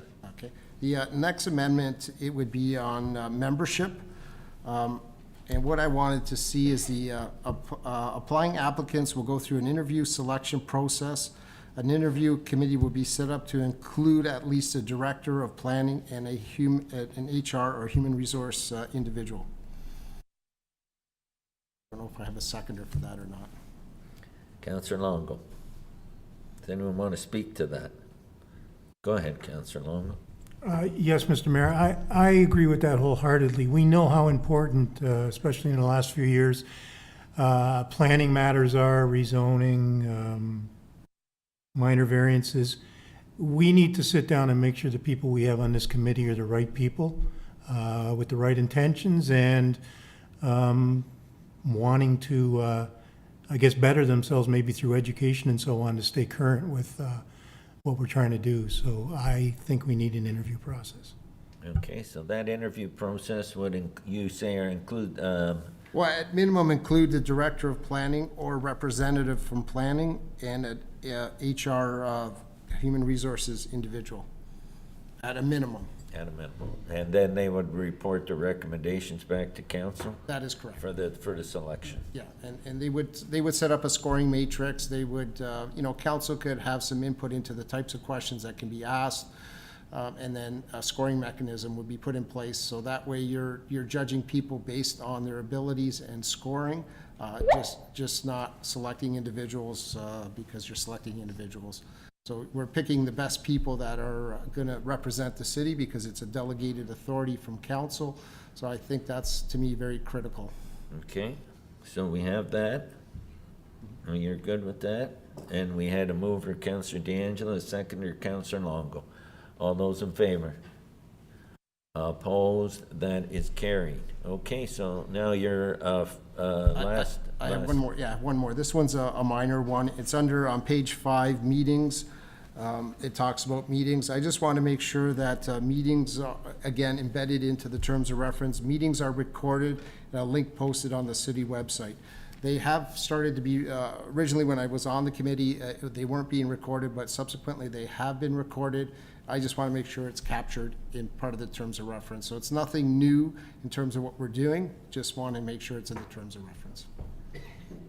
Okay, you're good. So the meetings are recorded and posted on the city website. That's great. A link to it. Yeah. Okay, and I need a seconder for that amendment. Go ahead, Councillor Longo. Any further discussion on that? Seeing none, all those in favor? Opposed? That is carried. Okay, is there any further so now we have those amendments, now we vote on putting them together with the main motion. Okay, is there any further discussion now on the main motion with those amendments added? Okay, go ahead. Mr. Mayor, this is a bit of a stretch, but I'm going to throw it out there. I know we're going to be selecting committee members for a host of different city committees. One of them is the Thorold Nonprofit Housing. I didn't see any terms of reference for that committee. Prior to selecting individuals, I think we need to establish some sort of terms of reference. We have them for all the other committees. I know this is a committee that, or it's actually a corporation outside the jurisdiction of the city of Thorold, but they're asking us to put members on there, but not giving us any direct selection process to put those members on there. So I'm a little reluctant to move forward with that. I know I'm stretching it because we're talking about a different. Yeah, but that's not part of this motion. This motion is only dealing with committee of adjustment, okay? Okay. Terms of reference, so.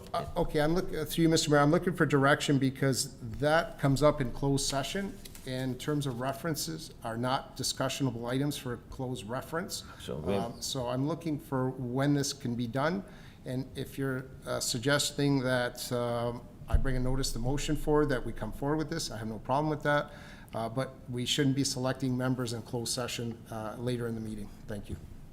We'll vote on this first. Sure, or we can address this. Okay, I had Councillor Sentence wanted to comment on it.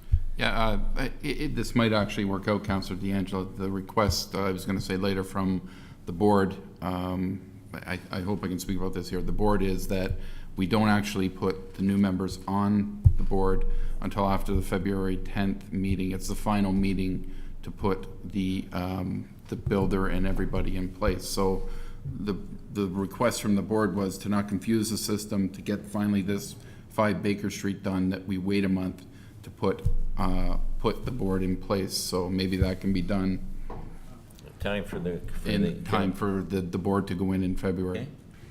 So, Mr. Mayor, when we go into closed session tonight, the purpose really is to review the individuals who have applied and make some recommendations going forward.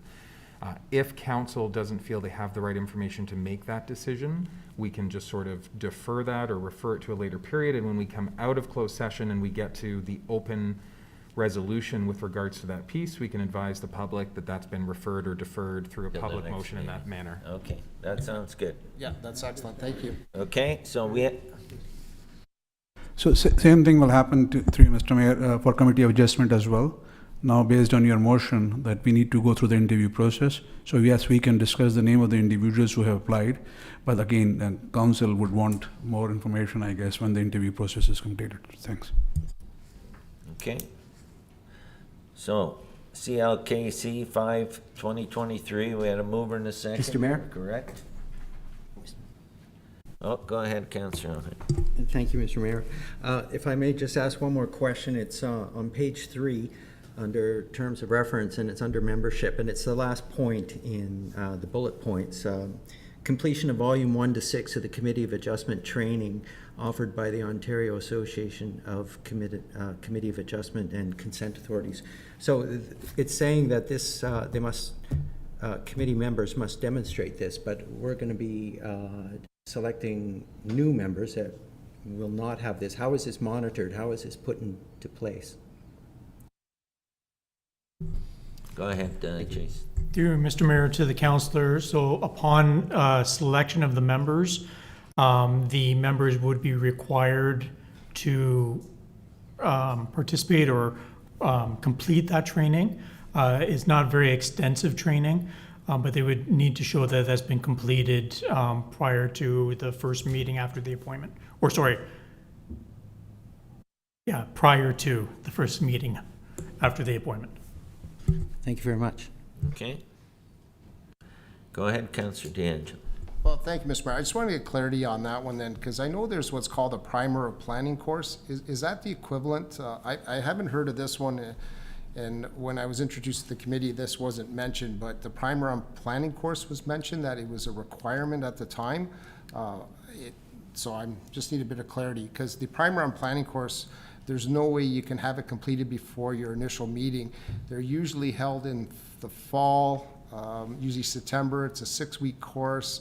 It's a modular course. It's online. It's not a difficult course, but it's one that gives you extensive knowledge of planning, and it applies to the Committee of Adjustments. So is that this, there's this course, but also the primer on planning course. Is that something that's going to be the requirement then? I just wanted clarity on the educational level. Go ahead, Jason. Through you, Mr. Mayor, to the councillor, that's a good question. The recommended training that's in the terms of reference is not as robust as the primer on planning. You're correct, the primer on planning is much more extensive. The recommended training that's in the terms of reference is specific to Committee of Adjustment members, whereas the primer on planning is more broad. Okay. Okay, so the report's on the floor. All those in favor? Opposed? That's carried.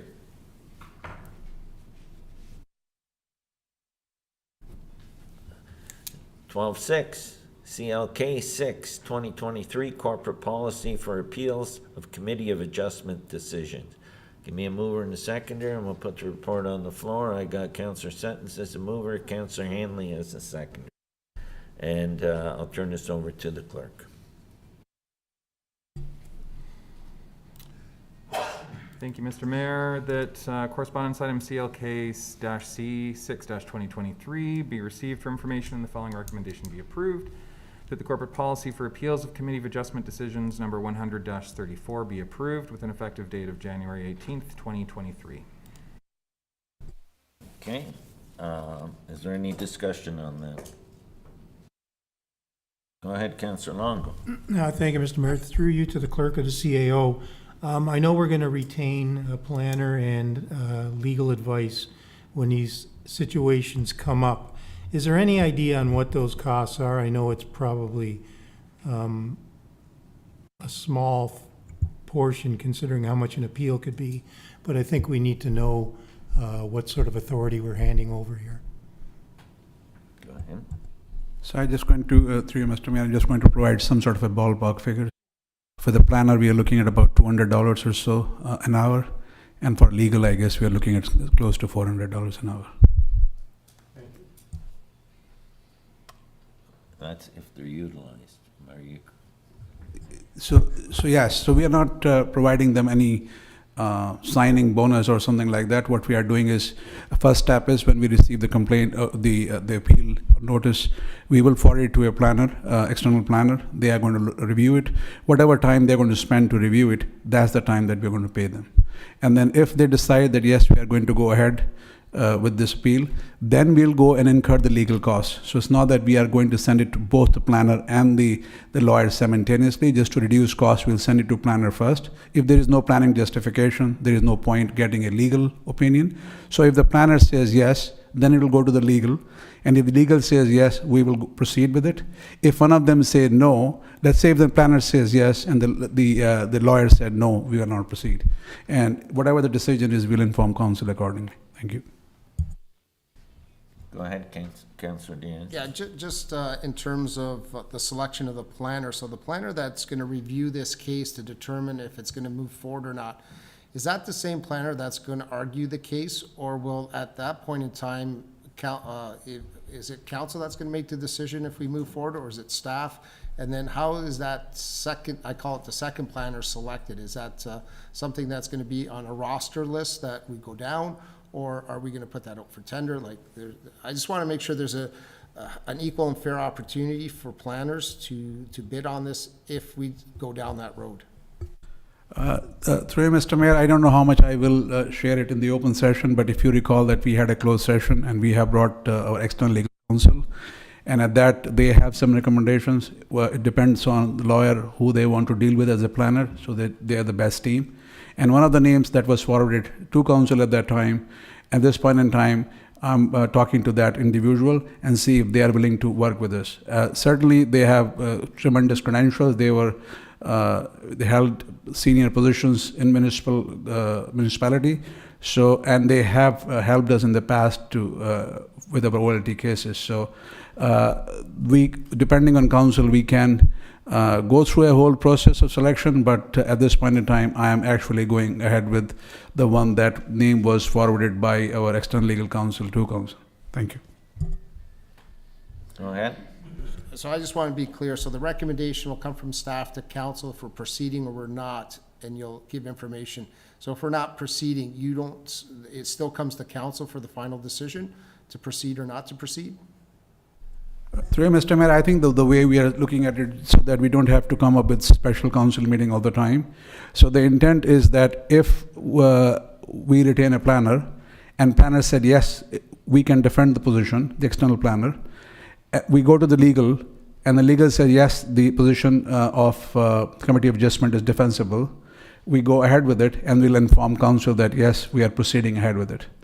If we send this information to planner and the planner says, no, I will not be able to defend it, then we close the chapter there and we inform council that we are not moving ahead to defend the case.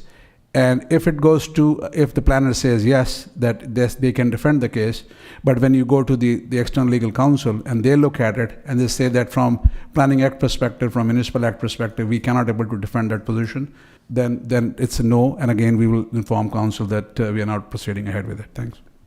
My only concern is if it's a no, does council have an opportunity to discuss that and maybe change that decision so that we don't miss out on the deadlines? Because with the Land Tribunal Board, there's deadlines. So I think long as council's notified in advance of any opportunity to appeal it, I'm fine with that going through staff. So at this point, it is written through you, Mr. Mayor, is that we are leaving the discussion purely in the technical hands of planner and external legal counsel, and based on whatever they advise us, we advise council accordingly. If they think that yes, they can defend the case, we'll advise council that yes, we are proceeding ahead with it and we are fighting it at OLT. And if the decision is no, that the case cannot, we have no chance of winning it, or we should not proceed ahead with it, we'll inform council accordingly. Thank you. Okay. Any further discussion? Seeing none. All those in favor? Opposed? That is carried. Okay. Are there any notices of motion? Go ahead, Councillor Hanley. Thank you, Mr. Mayor. It's something that I ran on, and I've been asked to bring it up, and I said that I would, and I'm going to be bringing a notice of motion forward on a legal opinion on opting out of the Canada Games lease agreement. I realize this is going to involve an analysis of the specific terms of the lease agreement, as well as any relevant laws or regulations that may apply. I've considered it, and that the factors that may be considered include the terms of the lease agreement, the parties' rights and obligations under the agreement, and any legal or equitable defenses that may be available.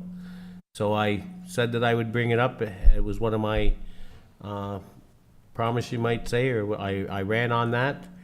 And I'm wanting to bring that forward, and I will be in consultation with the city clerk. You know, I realize that it's a proposal maybe also for reconsideration of a motion, and it's to revisit a previously made decision. But I also recognize that I believe that we do have the obligation to open it up. You can see from what was mentioned tonight from Councillor D'Angelo, Councillor Longo, it's been a contentious issue for the last 4 years. And I realize a proposal for reconsideration of a motion of council's request for council to revisit a previous made decision and potentially vote on it again. But I do know that it can be done if new information or circumstances have come to light. And I believe that if we get a legal opinion, that something may just come to light. And I'll bring a motion forward in regards to that at the next council meeting. And I'll work with the city clerk in regards to that presentation. Thank you. Anyone else? Okay, we'll move into motions. Long-term care facility. Is there a motion? I don't have. Long-term care facility for seniors in Thorold. I haven't seen the motion.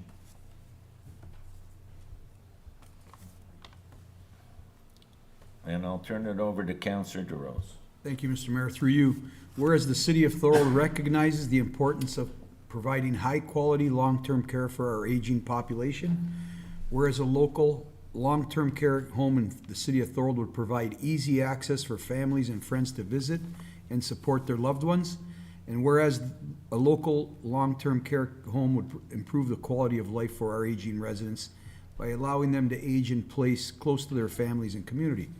Therefore, be it resolved that the Corporation of the City of Thorold enacts as follows: that Regional Councillor Whalen be requested to advocate through Niagara Region's Public Health and Social Services Committee for Niagara Region to consider the City of Thorold as a location for a long-term care home. That the mayor be directed to send a letter to Regional Chair, co-chairs of the Public Health and Social Services Committee and the Commissioner of Community Services, stressing the city's need for a long-term care facility in the City of Thorold, and that this motion and the letter from the mayor be circulated to the region's Public Health and Social Services Committee, Regional Councillor Whalen, the Regional Chair, and Niagara's members of Provincial Parliament. Thank you. Do you have a second? Is there a seconder for that? Councillor Hanley. Okay, discussion on that. Go ahead, Councillor Longo. Thank you, Mr. Mayor. I'll support this, but I just want to make a comment on the process we're following here. This motion wasn't provided to us until late today sometime. I just noticed it late this afternoon. I think we need to make sure we get these on the agenda sooner rather than later. We may have had residents here who wanted to speak on this, and we're not giving them that opportunity. So I'll support the motion, obviously, but I think we need to do everything in our power to make sure things are there for everybody to see. Thank you. Anyone else? Go ahead, Councillor D'Angelo. Well, I want to concur with Councillor Longo's comments. I didn't see it till 6:30, the beginning of the meeting here. I did call the councillor up, so he did give me a synopsis. But yes, if we're going to make some informed decisions, it should be part of the council package on Thursday that we receive so that we can thoroughly go through it and make some, you know, to me, it's always best to have another set of eyes look at this because you can make improvements. What I see here, I like this. Of course, I would love it in Thorold, but I would also work with neighboring municipalities that are on our border. So if this is on the border, that also serves Thorold. And I always bring this example. When I was a regional councillor, going through this process, I always pushed for a long-term care facility at the what I call the Shaver Hospital property. Like, although it's in St. Catharines, it's on top of the escarpment, and it would benefit residents of Thorold immensely. So I don't want to just dissuade someone at regional council, and I don't know how to word that properly in here so that they're going to say, well, I'm not going to put one in Thorold, but maybe South St. Catharines, you'll get 6 or 7 votes from St. Catharines on that. That's a third of the council almost, and you could push this a lot quicker in movement. So again, having this on short notice, I don't know how to do that. Am I gonna support this? Of course. I would love to see a long-term care facility in Thorold, but we need to work in partnership with other municipalities. So if you wanna throw some sort of wording in there, but I'll leave it up to the mover. I just, again, I didn't know the exact wordings till 6:30, so I can't really adjust it on the fly here at this moment.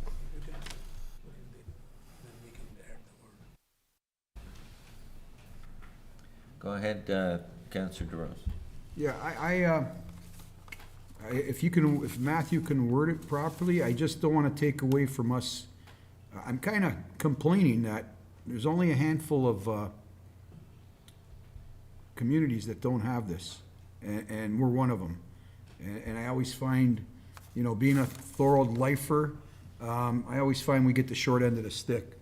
So I agree with what Councillor DeAngelo said, though. But I do want to stress that Thorold needs one, and whether it's at South St. Catharines or Thorold, but I know St. Catharines has 2 or 3 already. Is it, does anybody know, is it 2 or 3? And, but anyway, my point is, I agree with what Councillor DeAngelo said. Close to us, I'll take anything. Just because, I hear horror stories of people having to drive across the region to see a loved one. And it's happened to my family. We've had cousins in their 90s and aunts and uncles having to go to Grimsby and Beamsville, even presently. So anything close to Thorold, if Matthew, if you think you want to change something, yeah, reasonably close proximity, that's fine. Yeah.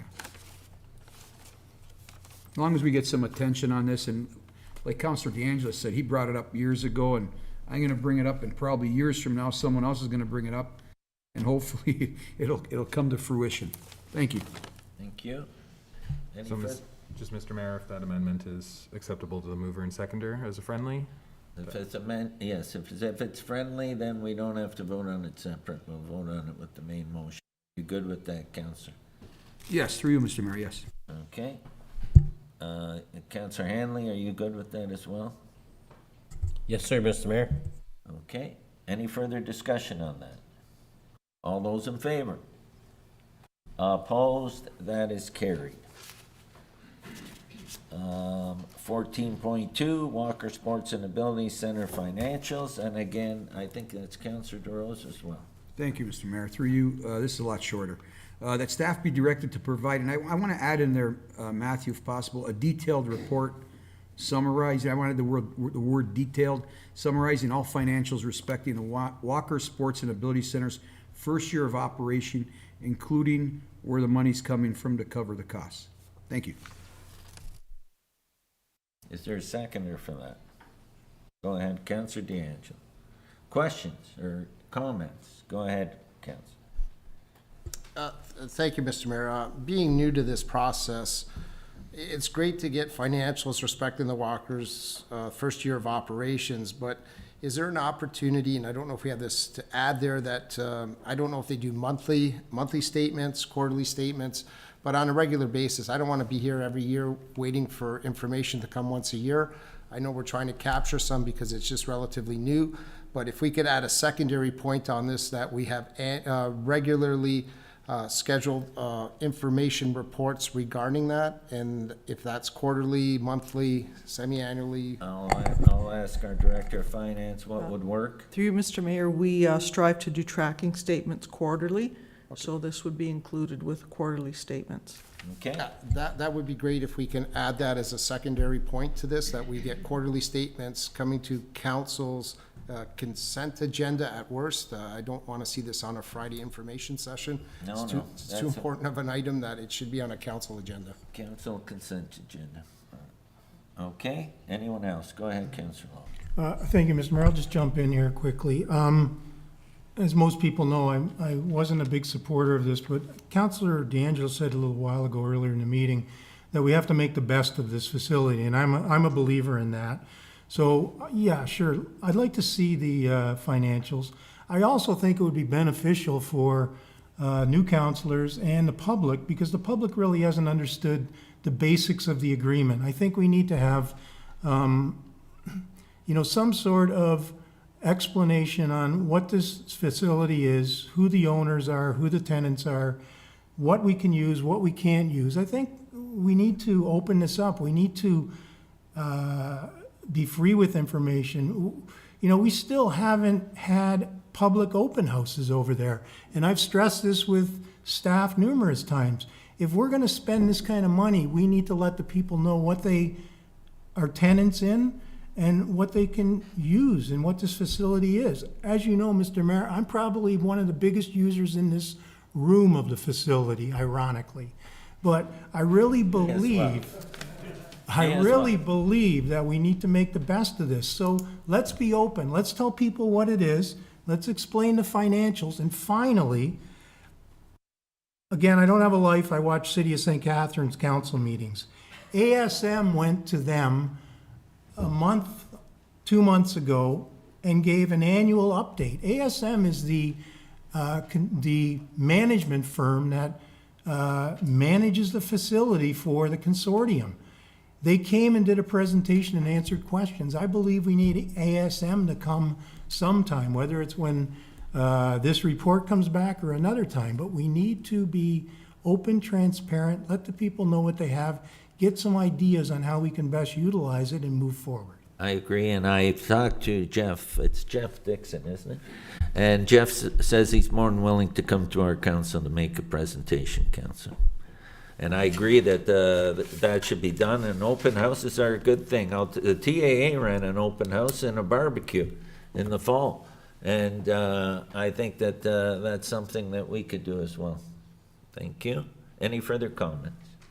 Go ahead, Councillor Dion. So will that be added to the recommendation then, that we ask the consortium to come with a report and that it comes at least annually? Yep. I think it's important. It ties into the questions I asked earlier about the marketing strategy, how we're being allocated some of the costs associated with the ice rentals. I think that gives us an opportunity to include that also in there, which is critical. Also, from a counselor standpoint, I've only been in the facility once. I went there to distribute some flyers on the community board. They told me they didn't have a community board, and I was looking for jobs because I was hiring for the provincial election. So I promptly walked out, and that was it. So if I can maybe ask our staff to arrange, I'd like a tour of the facility. I haven't been in it. I don't know if there's other new counselors that would like to. I think that would open our eyes a little bit of some potential and some questions that we can ask of what's going on. So I'll leave that in staff's hands to maybe arrange a tour and ask the counselors that are available or willing to go for a tour. I don't know if that was done in the past, but It was done, but the new councillors have not been, so that is a good idea. Okay, thank you, Mr. Mayor. Yeah.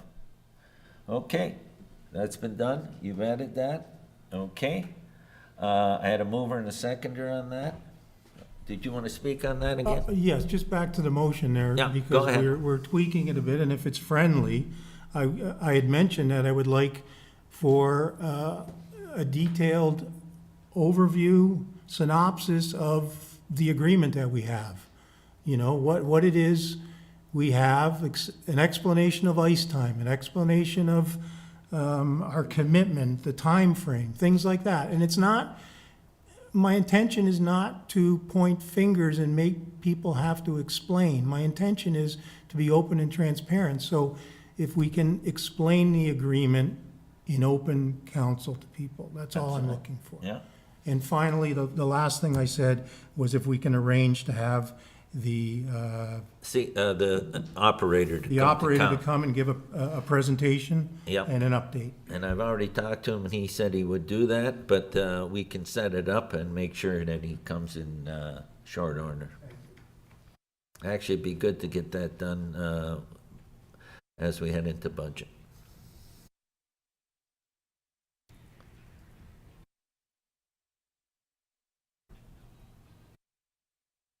Okay, those have been added. Are you good with those? Because it's your motion, Councillor DeRose. For you, Mr. Mayor, I'm good with it all. Thank you. Did we have a seconder on Thanks that for motion? the fellow councilors' input. Okay. Go ahead, Councillor. Mr. Mayor, I just want to make sure it's captured. In terms of detailed review of the agreement, the specific part I would really like some work done on is, and you don't have to put it in there, it's just for staff, is how the ice time is allocated if we have specific hours. That way, if we, as a council, or we as a community, want to market that a little differently, because if we have X amount of ice time, and these are the hours we have, then we could try to utilize that from a community perspective, because we're paying for it anyway. So that to me is critical. I in- agree, in and coming back. I actually mentioned that to Jeff, and I said, that's something we could include on our city recreational thing that people could put in. If those hours are available and we're responsible for them, we should be trying to, along with the provider, we should be trying to do a job as well to market those hours. Well, specifically because we're paying, they're already paid for it, Yep, so yep. it's a lost cause, so let's utilize them. But we need a little bit more detail to help us and other community groups to take advantage of that opportunity. Absolutely. Okay, is anyone else? Okay, Sorry, see, Mr. Mayor, I just want to confirm with the Director of Finance, the wording of the motion with regards to the finances is reasonable? Thank you. okay. All those in favor? Opposed, that is carried.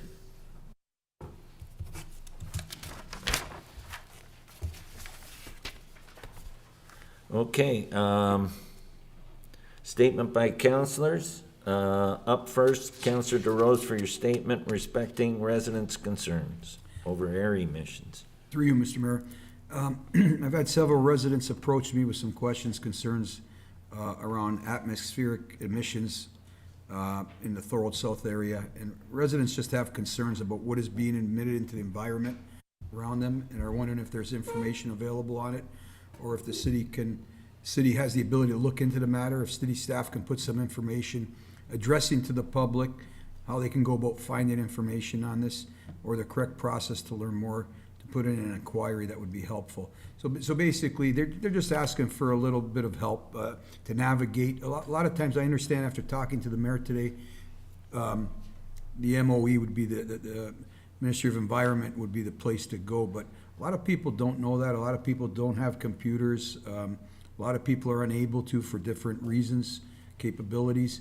So anything the city can do just to, for a little transparency and kind of a public information service for residents, because they think, when they see the smoke in the air, they think the worst. And I do too, because having grown up in a mill town, paper mill town, we know what that's like. Sean Dunsmore wants a comment on that. Okay, go ahead, Sean. Through you, Mr. Mayor, could I just ask a question about the specifics? Are you talking about the Northland Power property, or are we talking about something else? Yeah, you know what? I don't want to commit. The person that originally informed me gave me the wrong place, so I don't want to state a place. But maybe you guys. Can you forward a contact? We'll contact them directly, and we can Yes. certainly have that conversation with them. Okay. Councilor DeRose, would you do that, please? Yep. Okay. Thank you. Go ahead, Manoj. Through you, Mr. Mayor, so just to address your concern, Councillor, so city has no jurisdiction on environmental concerns, as you know that. But certainly what we can do is, if you provide us with information, if council is in agreement with it, we can forward a letter through the mayor's office, which we can, staff will help put together.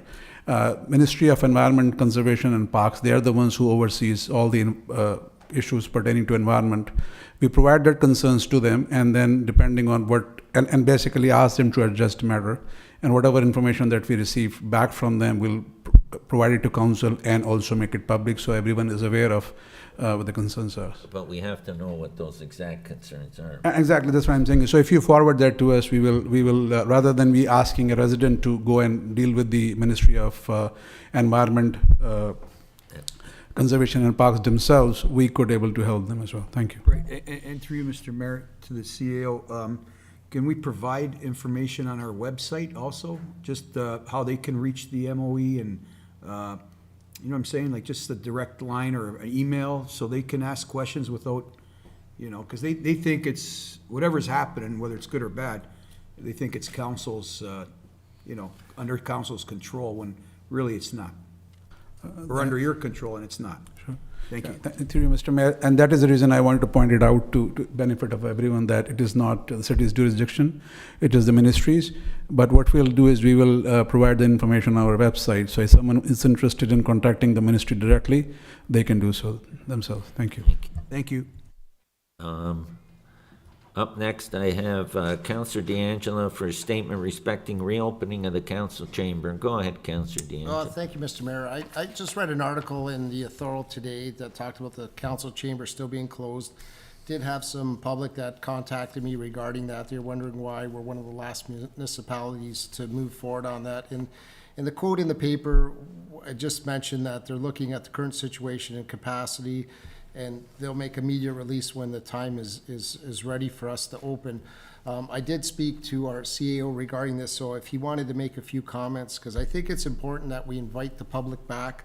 I know we have to have the proper precautions in place. I'm not just saying open the door willy-nilly and move, let everyone in. We still have to have proper protocols that are important to make sure that everyone's safe, the counselors and those also visiting. And one of the key components to me is to maintain a hybrid type model so that if someone isn't feeling the greatest but still wants to present, or vice versa, if a counselor's not feeling good, so that they're not potentially inflicting others if they're feeling poorly, that we maintain a hybrid model. So maybe I'll let I'll let our CEO, Mr. Diwalia, comment. Thank you, Mr. Mayor. Thank you, Councillor D'Angelo. I have discussed this matter with the city staff, and our council chambers will be open to the public from our next council meeting scheduled for February 7th. And what we'll do is we'll inform the community of the changes through a media release, and also we will inform them, we'll post it on our website and through our social media platforms as well, so the public is aware of it. And then, and you correctly mentioned, we will continue the hybrid version moving forward. If someone is not able to attend in person, they can always join us electronically or virtually. Thank you. Excellent. That's great to hear that. That's great news because, like I said, we don't want to be seen as closed for business. So if the council chambers is open, that's a good sign. And I know a secondary committee that I sit on is the Committee of Adjustments. Again, they've been going through the Zoom meetings. Again, they were stressing it's a little easier for participation purposes, and also having information readily available on staff, that we open that back up. So if the council chambers is open, that's something the Director of Planning could look at, seeing how that could be established in February meeting to reopen it. I know we tended to meet in the committee room in behind council chambers. That's a rather small room, but this council room gives plenty of room for the committee and for presenters so that we can do it safely and adequately. So I applaud the decision to move forward in February. I think it's great news for our city and great news for the committees that can use the council chamber. Thank you very much. Okay. Councillor Decker, go ahead. Thank you, through you, Mr. Mayor. I appreciate that we're opening February 7th, although I do believe that we need some safety precautions going forward. I just don't think we can open chambers and have 20, 30 people in there. I'm not there this evening because my entire staff all contracted COVID at the same time. So it's still prevalent out there. And I appreciate that we still have dividers in between the councilors when we come to council meetings, but in saying that we're going to open it, you can't just open the doors and say, hey, come on in. I think we have to have some type of safety precautions at our open public meetings, whether they're wearing masks or something like that, because it is still out there, and I'm not there this evening to keep everyone safe, although I'm one of the only ones that have tested negative, and not that I have to say that, but it is still out there. So I'd like us to be more cautious if we're going to open council chambers going forward. And I'm sure that staff will be making an announcement, and you'll include those concerns in there to our Chief Dixon. Through your mayor to council. Yes, we will definitely review the process if we're going to open council chambers to the public February 7th. Obviously, as you see, we have a small council chambers for the public to attend. I will review with Niagara Region for some for consultation purposes to see what, there's no social distancing rules in place right now, no mask mandates right now in place. But doesn't mean that we can't recommend that coming into council chambers. If it's going to be a lot of people in public here, we could recommend that we do have a mask mandate. Just to further on that, the reason why we were a little more cautious because there is a new variant coming out of China, that we were very concerned about. So rather than jump the gun and open up right away, we decided as a group to kind of just let's maintain for a little bit. There was school boards that did go to the mask mandate for about a 3-week period. And as of today, Monday, as a matter of fact, they just released a mandate now back in schools, Hamilton School Board being another one of them, that they took the mask mandate away. So definitely we want to make sure we have precautions. This has not gone away. And as you see with all the dividers, it's helping us. But we will definitely look at precautions for letting public in for sure. Thank you so much. Okay, go ahead, Councilor D'Angelo. Yeah, I was just going to suggest, I know the other municipalities are open, the regions are open. You could contact them, find out what their best practices are, what restrictions, what they're implementing. By no means do I say just open the door. There has to be precautionary items, but everyone else is opening up. Let's see what they do and how they're doing it, and it can be managed here so that we can do it safely and properly. I concur with that. Thank you. I may add, through you, Mayor, very good point, Councilor D'Angelo. I believe the region still has a mask mandate. Yes, so they anybody do. going in there, having any type of meeting there, to wear a mask. So that's just so everybody is aware. When I go there, I have to put a mask on until I get to my councilor seat. Yeah. Okay. Thank you. Okay, closed session. And I would like to remind you of your obligations respecting closed session. Those who are participating electronically in the closed session must ensure that no other person is in the location from which they are taking part in the meeting, or make appropriate arrangements so that any other persons cannot see or hear any of the confidential deliberations taking place. If this is not possible, you must withdraw from the meeting until it has been reconvened in open session. Do I have a mover and a seconder for the following motion? Can I get a mover and a seconder? I got Councilor D'Angelo and Councilor Sentence. That council do now move into closed session for the purposes of receiving information of a confidential nature respecting a matter respecting litigation or potential litigation, including matters before administrative tribunals affecting the municipality under Section 239(2)E of the Municipal Act, 2001, and a matter of advice that is subject to solicitor-client privilege under Section 239(2)F of the Municipal Act, 2001, ongoing Ontario Land Tribunal hearings. And second, matters respecting personnel matters about an identifiable individual under Section 2B of the Municipal Act, 2001, public member appointments to the committees of council and its agencies, boards, and commissions. I'll call the question. All those in favor? Opposed? That is carried. So we'll now move into closed session, and